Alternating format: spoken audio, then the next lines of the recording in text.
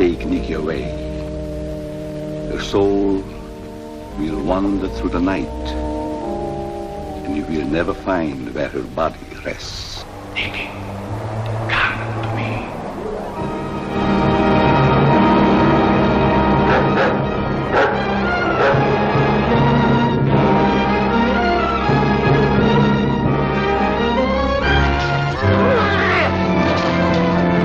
That wasn't a man. That was a wolf.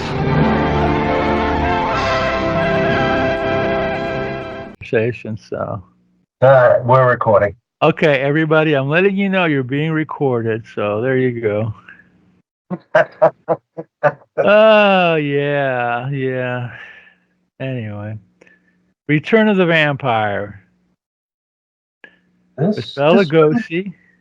This was Rita Inscourt, Matt Willis. This one movie wanted to be a Universal horror movie real bad. Right.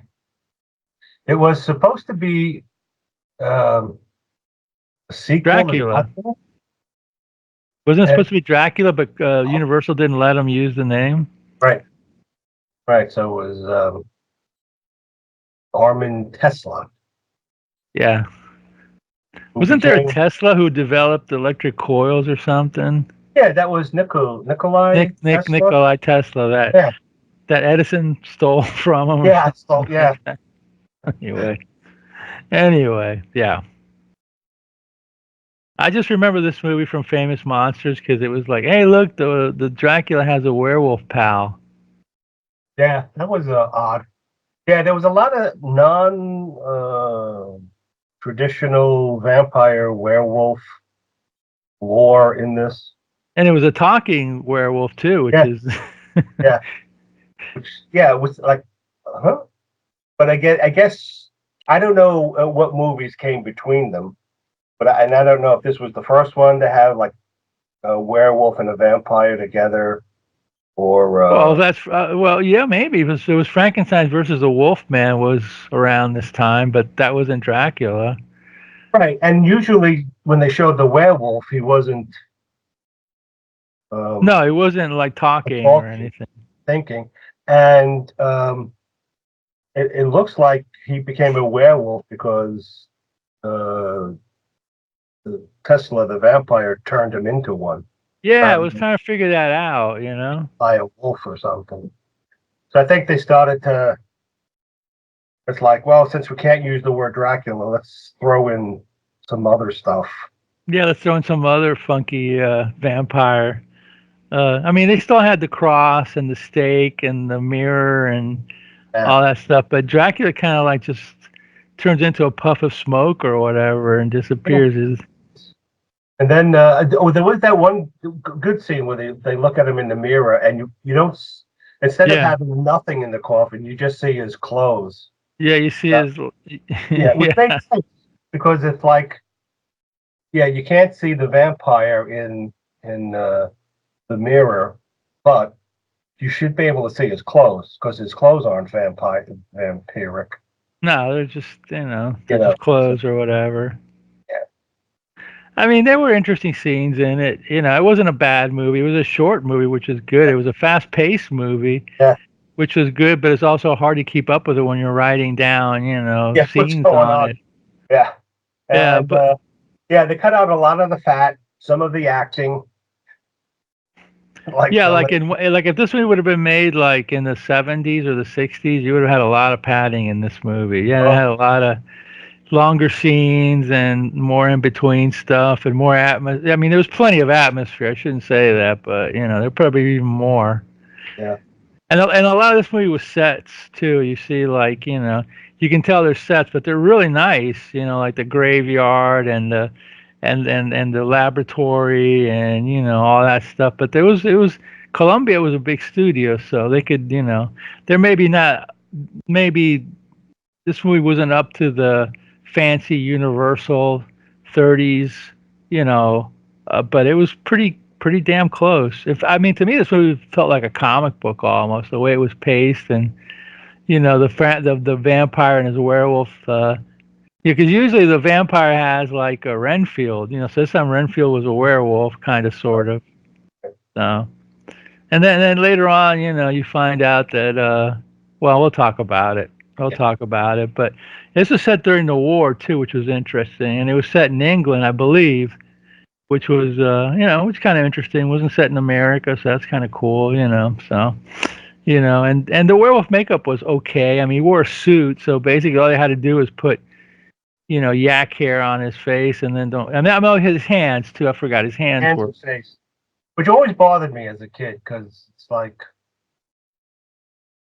it's you see that. Well, they're trying to save on special effects, Of course. obviously, but it just seems so odd. Like you have this monster running around rampaging, and he's always wearing like tie shoes and dress pants, and usually a shirt all the way buttoned to the top, but no tie, and Well, I long think the sleeves. Wolfman had wolf feet, didn't he?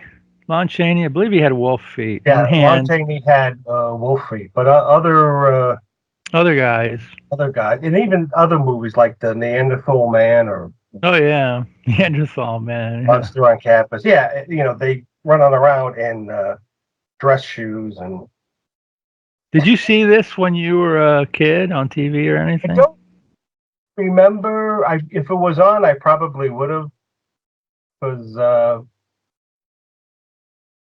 I did. I did. I saw it on I TV. like that, but it did seem vaguely familiar, but This is also like I don't know about early, but I remember buying this at a store on VHS like in the 80s. So, and it was only like $10 or something. So it was kind of a semi-early video you could buy, and I always liked it. yeah, I'm sure I saw this on TV, but I mean, obviously the Universals were more were more more pop, shown, more more popular, more shown, or whatever. They had the deal on it, but I remember seeing this. yeah. I mean, it was better than like when what are those studios, Monogram or some of those made their horror movies. Those were really, I mean, they Okay, were cool. They had cool people, but they were, the effects weren't that great. They weren't as nice.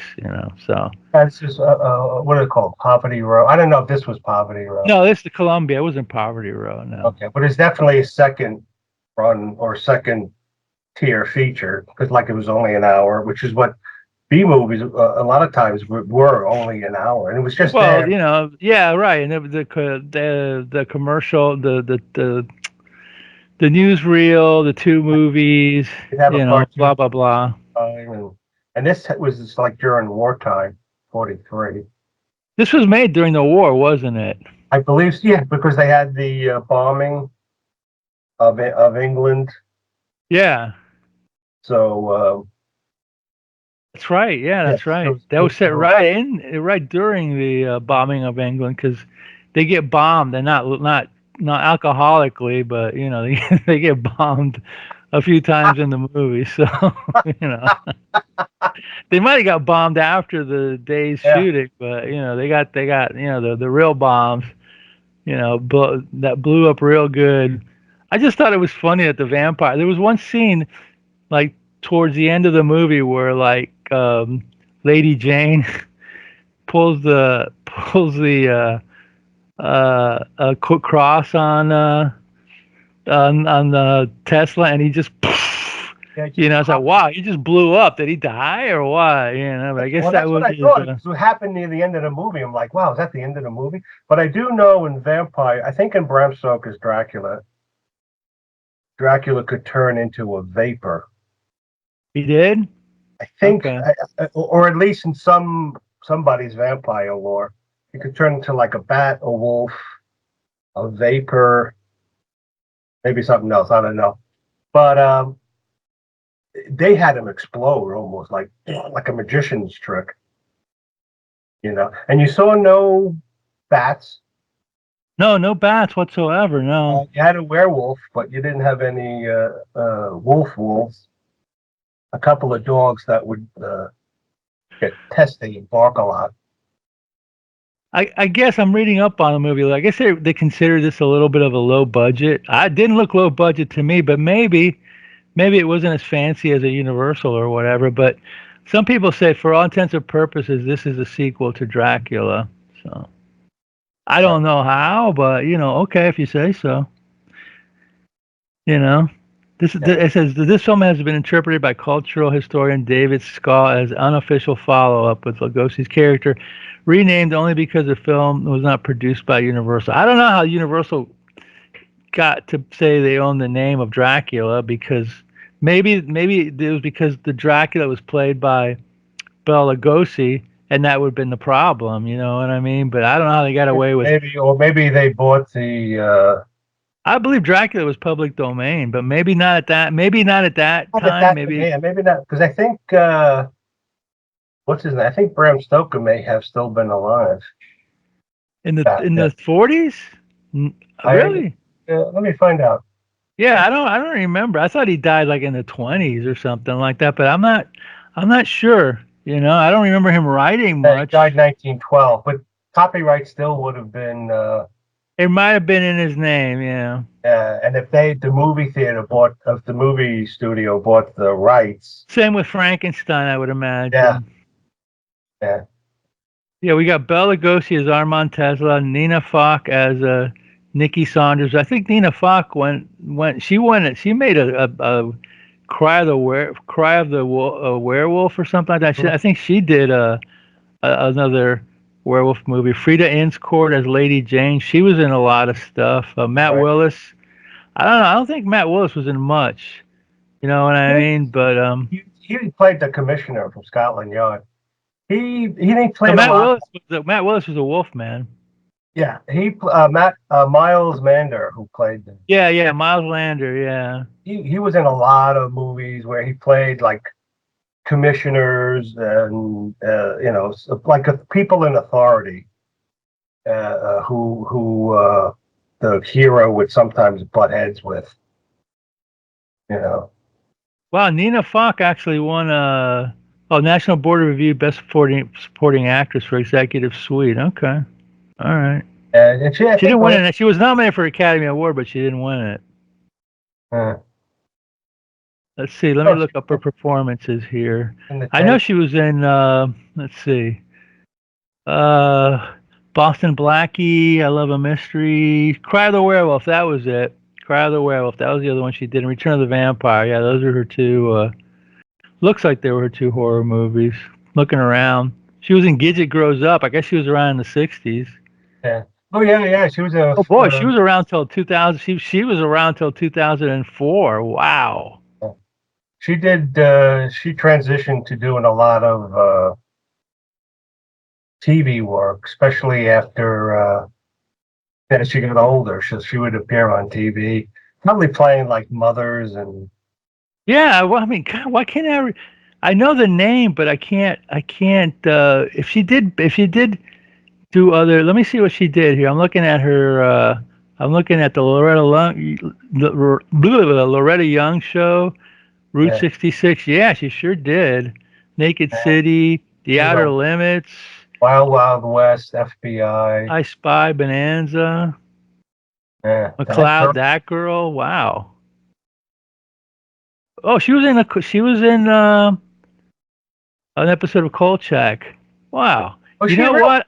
I don't recognize her. I maybe I don't recognize her as a young woman, but I do recognize her as an older woman. Because when I first saw her, I knew Nina Foch was in this, but when I first saw her, I didn't recognize her because I'm used to seeing her older. Yeah, me too. Yeah. But the hair would be sort of like put up in a high back curl of hair or whatever the hell you call it.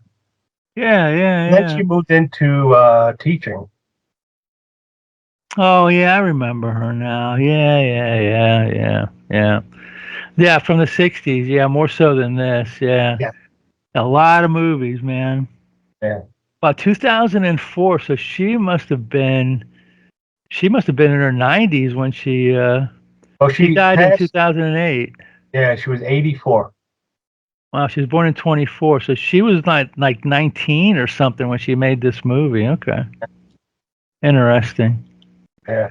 And I think this was okay. Bela did Dracula. I'm surprised that Bela wasn't in Dracula's Daughter, but that's a whole different story. But then he did this, and then the other time he played Dracula was in Abbott and Costello Meet Frankenstein.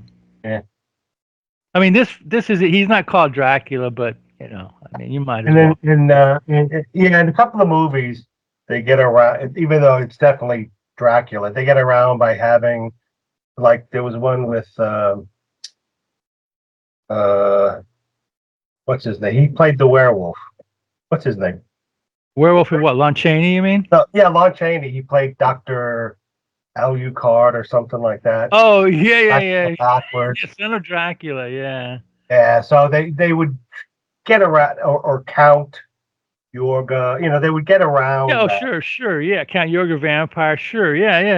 They had they had the Return of Dracula in the 50s with Francis Lederer. Yeah, sure, they did. And then the Christopher Lee ones, but as far as Bela goes, I'm trying to think of if he played him again. Maybe an Abbott and Costello Yeah, TV show or something like that. I don't remember right now, but anyway, yeah, I wouldn't call it a poverty row movie, but I guess they say it's low budget, so Low it looked pretty nice to me, man. Yeah, low budget then. Yeah, well, they had the sets at Columbia to work with, but it was Sure. very, very like quick and abrupt. It was only an hour, so like a lot of stuff that might add more mood. Definitely, when they were in the graveyards and all that was all very moody. And they covered up a lot by having that low-lying dry ice mist. Oh yeah, lots of dry ice, yeah. Yeah, so you couldn't see a lot. Lots of dry ice, which is always helpful. So it's probably like a B movie made a little better production-wise because it was shot in a studio. Yeah. Columbia was a big studio. Yeah, definitely. So anyway, the movie starts off with, like, I think, okay, before the credits come off, doesn't like a Dracula, like he comes upon a woman and she screams or Yeah, whatever. she sort of backs away, and then there's some exposition about imaginary creature or whatever. I don't remember what it says, but yeah. And then this movie it gets going fast, because then you have to wait for a werewolf. You have to wait for nothing. All of a sudden there's a werewolf running through the graveyard, the foggy graveyard or whatever. And then you see in the shadow of Dracula coming up out of the tomb. Yeah. Vampire, excuse me. I don't want to get anybody in trouble. Yeah, all right. Exactly. Then it kind of switches to Lady Jane. Yeah. She's a doctor of some kind, and then they have this anemia patient. And by the way, this was this was earlier, because the movie becomes like 20 years later, right? This was in 1912 or something like that. It starts off. Yeah. Because Lady Jane and all, because Nikki, Lady Jane, and all those, they get older, when they cut to. So we'll get to it. She's there with some old guy, and then she's showing him, and he's thinking, well, it may be a vampire. She says, "What's that? A kind of bat?" It says, "No, it's undead or whatever." So then two kids come in, her son and his granddaughter, and they're telling them to go, time for bed and whatnot. And they're like studying the woman that got bit in the first scene or whatever. And then they open the blinds, and the moon comes in, and then she dies. And then you see, like, I think it's one of the laboratory guy, her assistant or whatever. He starts reading a book by Armand Tesla, and you see Bela. That's funny. You see Bela's face in the book, and when, like, and when Tessa and when he took the Bela took the name of another guy, another professor or whatever. When he shows up, it's like, hey, wait a minute, you were just looking at the book with his face on it. Well, I think when he took the place of the guy Bruckner, that's the doctor's Bruckner, name. yeah, I think that was 20-year later period. But I think the old guy, he was looking, and he was the one reading about Tesla. Apparently Tesla was studying the occult, and that somehow turned him into a vampire. And then it switches 20 years later, and it's during the war, and That's right. That's when he started. Yeah, yeah, right. and they find this manuscript in the doc because the doctor died in a plane crash, and then they find the manuscript of his investigation of all this. So the the commissioner of Scotland Yard, he calls in Doctor. No, we're not 20 years later yet. We're still in the old times because remember it. You think the movie ends and then it starts all over again. We're still. I think. Well, because well, to give away some of the plot, the vampire gets killed. Oh, that's right. Yeah, Yeah, you got ahead of yourself hold there. on. Yeah. So so they're looking. They see on the woman after the woman died, the anemia woman died. They see two things on her neck, two puncture wounds, and then that's when the old guy says, I think you're dealing with a vampire. And she goes, oh, what's that? I don't know what that is. Yeah. And they search for. First somehow, at first the Bela Lugosi comes looking for his victim, finds her dead, and then he attacks the guy's granddaughter. Yeah, Nikki. Yeah. When she's a little kid. Yeah. And then they go looking for the cemetery where he may be buried. And then they go in and they actually see, again, it's kind of in shadow. Yeah. They take an iron spike and nail it down into Bela Lugosi. Yeah, and before they spike him, they go, let's see if he's really a vampire. And they put that's when they do the mirror trick on him. And what you see, and I always like, this I think is the correct way to do it. You just see, they're looking in the mirror and you just see the clothes. You don't see his head. So then they spike him. And as you see that happening, and when they do, you hear him go, oh. Yeah. And as they're doing it, then the werewolf comes and he starts attacking them and trying to save the his master. But then after the master dies, the werewolf falls down and then he loses his hair and he turns back to a normal guy. And then it turns into years later. Then it turns into. And then you see Lady Jane's age, and Nikki's like a young woman, and all that stuff. Her son's and the son and Nikki, the granddaughter, the old guy's granddaughter, they're gonna get married, and it's wartime because he's in a uniform, but he's also a concert pianist, so he's home from the war and he's gonna play in some concert or whatever. And then years later, Lady Jane's talking to the commission, tells her about that Andreas was a wolf man, but they put him in an insane asylum, but he turned human, and now he's good, and he's working for her, and he's a helper now, and he's turned around his formerly werewolf life. Oh gosh. And the commissioner, he's in the effects of the grandfather who died in a plane crash. They find this manuscript of him talking about them killing and spiking the vampire. And yeah, right. He wants to open up the case or something. Yeah, so he wants to open because he says if this guy because he doesn't believe in vampires, so he says if this guy was alive and you killed him, I'm going to have to charge you with murder. Exactly. Yeah. So she goes, well, what we're going to do is we're going to go to the graveyard, and he's going to see that he's not what do you call it? Yeah, they're going to see that he's still alive and he's a vampire or whatever. Yeah, and then she has the manuscript, and so she puts it and locks it in her case, her drawer, and she's going to because they buried him in a different place right after they staked him. She buried him in a different place so they would never find him. Yeah. And then there are two scientists, or a scientist or a doctor, who escaped the Nazis, and they're sneaking him into Britain, because that's where this takes place, I assume. And she sends Andreas to go pick him up and bring him back to the house. So then there's a bomb hits. Yes. Well, they're looking for him. A bomb hits. Well, Yeah, the right. cemetery. Yeah, well, first the bomb hits, and then the cemetery. His where his coffin is secretly buried. It gets exposed, and then you have two guys coming from civil defense, and they see the body laying there with the spike in it, and they're like, "Well, we can't leave him like this because it's disrespectful." So they pull the spike out. Yeah, because they thought maybe the spike was a shrapnel Yeah, from from the bomb. So then they like, all right, so then we're going to bury him somewhere else, which they do.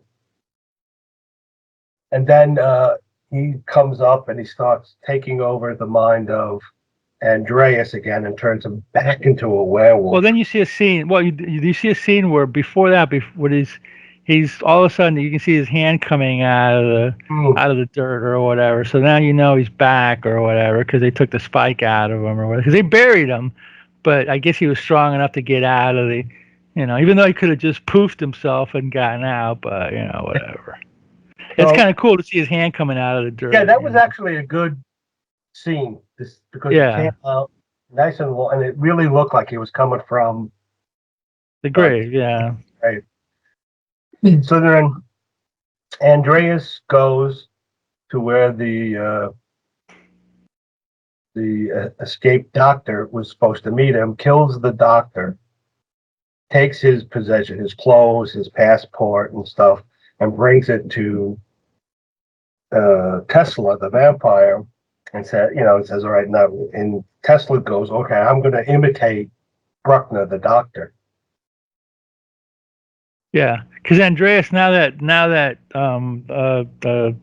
Dracula's back, he turns into a werewolf now again. Yeah, he turns back into a werewolf. So then Lady Jane and the commissioner, they come looking for the grave, and they say, "Oh, it's open. We don't know where it is." And then they assume it was destroyed in the bombing. So then the commissioner says, "Well, I have to drop the case because there's no body, so yeah, right, can't do anything with the hole in the ground." Yeah, right, exactly. But then there's a party to celebrate the engagement of her son to Nikki, and that's when you see. And then she gets the manuscript of Nikki's grandfather, and she was locks her it. son that kid at the beginning of the movie, or is that a Yes. different? Oh, okay. Her son was that kid at the beginning of them. Okay, all right. So then, she did this talking, and she puts the manuscript, locks it in her drawer, and then a guest comes in, and it's Tesla Bela. impersonating Bruckner. Yeah. And everybody's, and of course he's very reserved and pulled back and everything. So and he sees Nikki, and he's like, "Oh yeah." And then she sort of like feels drawn to him, and she's kind of like swooning and stuff. And then the Lady Jane shows, and the commissioner is like suspicious of this guy. He's looking at him, going, "I don't know if I trust this guy." He's very, yeah, and they also say yeah, he's weird because he only comes out at night. He sleeps during the day. Yeah. So then Lady Jane shows him her laboratory. She says, "Of course, as long as you're here, it's I'll make it available to you." He says, "Oh, thank you, I accept." And then Andreas is working in the doing paperwork or whatever, and as they're leaving, he turns and looks at Andreas and like a knowing look, and Andreas nods and stuff. So then the manuscript is stolen from the desk, and it's broken open, and they find a tuft of fur. Yep. So then the commissioner takes it and he puts it in an envelope, kind of stealthy like or whatever. Yeah, and he's going to send it away to the lab studied. Yeah. And then as Nikki's getting ready for bed, she sees the manuscript on her, like on a chair near her in her bedroom, and she starts reading it. So she finds out that she was bitten by Tesla and had, was on her way to becoming a vampire or, whatever. Yeah, right. When they killed him, I guess all the vampire connections die out or whatever. Right. Like the guy doesn't become a werewolf anymore. She's not in his power or whatever. Right. So then she like, does he come to her room again? I don't remember. Well, he calls out to her in her sleep. Okay. And then I think she goes downstairs and sees him in the lobby or in the parlor or something like that. He shows up there. She's in her nightgown. I think he calls out to her, come and see me. And then she comes down like a zombie like. And then he's in I think he's in the parlor there and he puts a bite on her. Okay. So then they find her the next day. With marks on her neck. 2 marks on her neck. So they put her in the bed. Her, Lady Jane and her son put her in the bed. And, call the doctor and stuff. And then Lady Jane goes and talks to the gravediggers. Right. She asks them about Tesla. And remember, one of the gravediggers has Tesla's ring. She goes, "Where'd you get that?" Yeah. And he says, "Oh, I found it there." And she's like, "Well, is it yours?" She says, "No, I think it would belong to the dead guy you found." And he takes it off quickly and hands it and goes, "Ooh, I don't want it. You have it." And they tell him they took out the spike and he was buried there and, all that stuff or whatever, yeah. So then Lady Jane talks to the inspector. Right. And then they call in Andreas. Yeah. And she said, "Did you take the manuscript?" At first he says no, but then he starts saying, yes, I did. And you can't stop me. He's back. He gets all like, you can see him getting all agitated. And then he like runs away. And then they're like, "All right, something's up. We gotta see what's up with this guy. Yeah, we gotta see what's up." Yeah. And then they start tracking Andreas, and they find him with a package for Tesla, and they fight him, and he turns into a werewolf, and he starts fighting. And he takes off, and then when they open the package, it says it's addressed to Bruckner. Yeah. So it's more. So I don't know if he had the clothes hidden there. Yeah. Right. The body or so he had more. So that's why then they go to the commissioner and he's like, "Werewolves? But yeah, we saw him turn into a werewolf." Oh. So then they can't find Tesla. They go to his hotel room. He's not there. And they know, like, well, Lady Jane says, "We're dealing with vampires." And the commissioner's like, "It's, vampires don't exist. This is all crazy and stuff." So then that night, Andreas shows up at Nikki's room at night, and he kind of like grabs there was a lady watching her, and he kind of grabs her, takes her out of the room, and Bela, you hear Bela calling out to her, and then he I think she's kind of like vampire-ish now, isn't she? Because she bites her boyfriend or something. Yeah. So, he's saying, go to him. Yeah, to John or whatever. Yeah. Right. So they find fiance. They find him bitten with 2 holes. Yeah, apparently Nikki bit him or something. I'm assuming because it seemed like she told her to go bite him or something like that. Right. So. Because I guess Bela didn't want to bite a guy because he's like pretty manly. I didn't want. He only bites females. So anyway, Lady Jane and the commissioner are talking, and Tesla, Bela Lugosi, he's calling Nina to come to him. So they start to follow.